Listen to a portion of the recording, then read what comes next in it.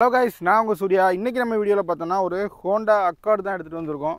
ஒரு பெர்ஃபெக்டான கண்டிஷனில் இருக்குது. இது என்ன மாடல், என்ன டீட்டெயில், வண்டி டிரைவ் பண்ணுறதுக்கு எப்படி இருக்குது அப்படிங்கிறதான் நீங்கள் இந்த வீடியோவில் பார்க்க போகிறீங்க. ஸோ வீடியோவை ஸ்கிப் பண்ணாமல் கடைசி வரைக்கும் பாருங்கள். அதுக்கு முன்னாடி நம்ம சேனலில் எல்லோரும் கண்டிப்பாக சப்ஸ்கிரைப் பண்ணிடுங்க. ஏன்னா டெய்லி ஒரு லோ பட்ஜெட் வண்டி, ப்ரீமியம் கார்ஸுமே கம்மி பட்ஜெட்டில் போட்டுட்ருக்கோம். அது தெரிஞ்சுக்கணும்னா கண்டிப்பாக சப்ஸ்கிரைப் பண்ணிடுங்க. இப்போ வாங்க இந்த வண்டி எப்படி இருக்குது அப்படிங்கிறத பார்த்துடலாம்.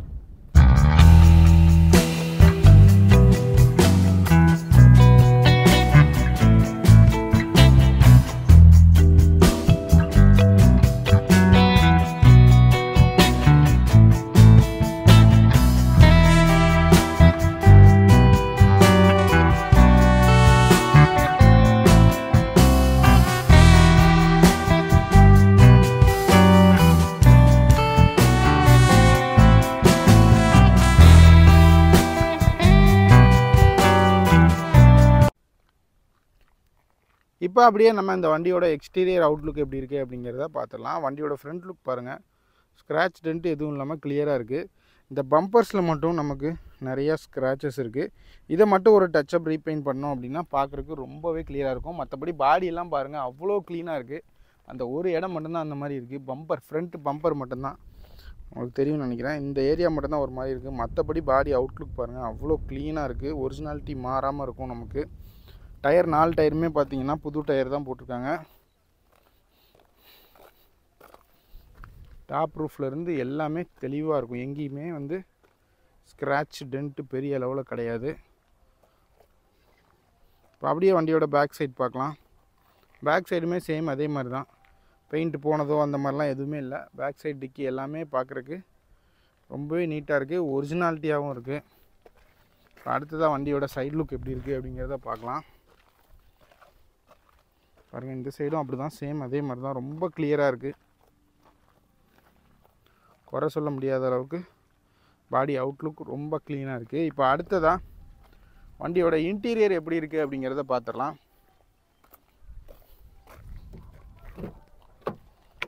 எக்ஸ்டீரியர் விட இன்டீரியருமே ஒரு படி மேலேன்னு தான் சொல்லணும். பாருங்கள் எவ்வளோ க்ளீனாக இருக்குது அப்படிங்கிறத.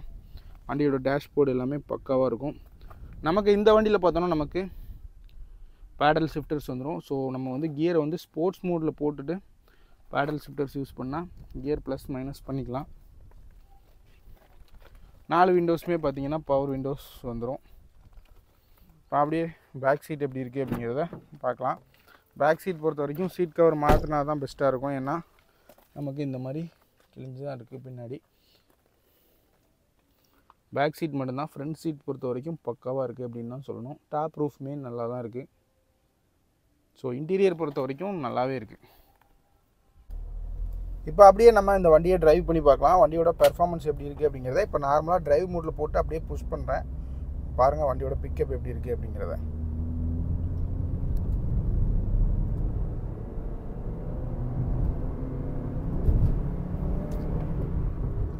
சரியான பிக்கப் வண்டியில், அவ்வளோ ஒரு ஃபோர்ஸாக இழுக்குது நமக்கு. அக்கார்ட் பற்றி கண்டிப்பாக எல்லாருக்குமே தெரியும், இதோட பெர்ஃபார்மன்ஸ் எப்படி இருக்குது அப்படிங்கிறது. ஒரு கண்ட்ரோல் பண்ண முடியாத அளவுக்கு ஒரு ஃபோர்ஸ் நம்மளை இழுக்கிற மாதிரி இருக்குது. அந்த அளவுக்கு பிக்கப் சூப்பராக இருக்குது. ஸ்டேரிங்குமே அப்படி தான். ஒரு ஓட்டுறதுக்கே அந்த பிடிச்சி ஓட்டுற ஃபீலே ரொம்பவே சூப்பராக இருக்குது. ஸ்மூத்தாகவும் இருக்குது. நமக்கு ஸ்டேரிங்லலாம் எந்த விதமான கம்ப்ளைண்ட் எதுவுமே கிடையாது. இப்போ வண்டியோட ஏசி பார்த்தீங்கன்னா ஆனில் தான் இருக்குது. ஏசி கூலிங்குமே பெர்ஃபெக்ட் அப்படின்னு தான் சொல்லணும். கேஸ் ஃபில்லிங் அந்த மாதிரி கூட சின்ன சின்ன சர்வீஸ் கூட நீங்கள் பண்ணுற மாதிரி இருக்காது. பக்காவாக இருக்குது ஏசி. இப்போ அடுத்ததாக சஸ்பென்சர் எப்படி இருக்குது அப்படிங்கிறத, இந்த ஸ்பீட் பிரேக்கரில் நான் இப்போ அதே ஸ்பீடில் விட்றேன். நீங்கள் எப்படி இருக்குன்னு பாருங்கள், உங்களுக்கு ஃபீல் ஆகும்னு நினைக்கிறேன். சஸ்பென்சர் பொறுத்த வரைக்கும் அவ்வளோ சாஃப்டாக இருக்குது. நமக்கு தேவையில்லாத எந்த ஒரு நாய்ஸுமே நமக்கு இல்லை. இன்ஜின் பெர்ஃபார்மன்ஸும் சரி, எல்லாமே பக்காவாக இருக்குது. அந்த கியர் ஷிஃப்டிங் எதுலேயுமே கம்ப்ளைண்ட்னு எதுவும் இல்லை. வண்டி ரொம்பவே ஃப்ரெஷ்ஷாக இருக்குது. ஸோ தாராளமாக நீங்கள் வாங்கலாம். இப்போ நம்ம வீடியோவோட ஃபைனல் பார்ட்டுக்கு வந்துட்டோம். இப்போ இந்த வண்டியோட டீட்டெயில் பற்றி தெரிஞ்சுக்கலாம். ஃபஸ்ட்டு இந்த வண்டியோட மாடல் அப்படின்னு பார்த்தோம்னா 2010 ஹோண்டா அக்கார்ட். ஒரு பெட்ரோல் வண்டி, விடெக் இன்ஜின் அப்படின்னு சொல்லுவாங்க. பர்ஃபார்மன்ஸ் வேறு லெவலில் இருக்கும். 2010 வண்டியோட ஓனர்ஷிப் அப்படின்னு பார்த்தோம்னா 3rd ஓனரில் இருக்குது. பட் 3rd ஓனராக இருந்தாலும் ஃபுல்லாகவே பக்காவாக மெயின்டைன் பண்ணியிருக்காங்க. ஸோ வண்டியில் கம்ப்ளைண்ட் எதுவுமே இல்லை. ஓட்டுறதுக்குமே அவ்வளோ ஒரு ஜென்யூனாக இருக்குது. இந்த வண்டியோட மாடல் 2010 ஹோண்டா அக்கார்டில் டாப் மாடல். நமக்கு paddle shifter, air bag, 10 air bag, motorised seat அப்படின்னு சொல்லிட்டு எல்லாமே வரக்கூடிய ஒரு டாப் மாடல் வண்டி தான். இந்த 2010 அக்கார்டுக்கு நம்ம கோட் பண்ணுற ப்ரைஸ் அப்படின்னு பார்த்தோம்னா 3,65,000 ரூபா மட்டும்தான் கேட்குறோம். இதுவுமே ஃபிக்ஸட் ப்ரைஸ் கண்டிப்பாக கிடையாது. முடிஞ்ச அளவுக்கு நேரில் வாங்க, நெகோஷியபிள் பண்ணி பேசிக்கலாம். வண்டி பார்க்க வேண்டிய லொக்கேஷன் அப்படின்னு பார்த்தோம்னா தூத்துக்குடி டிஸ்ட்ரிக்ட் காயல்பட்டினம் அப்படிங்கிற இடத்துல தான் வண்டி இருக்குது. ஸோ வண்டி தேவை அப்படின்னா ஸ்க்ரீனில் கான்டாக்ட் நம்பர் கொடுக்குறேன், அந்த நம்பருக்கு கான்டாக்ட் பண்ணி பேசுங்க. அதுக்கு முன்னாடி நம்ம சேனல் எல்லோரும் கண்டிப்பாக சப்ஸ்கிரைப் பண்ணிடுங்க. இன்னொரு வீடியோவில் பார்க்கலாம். பை.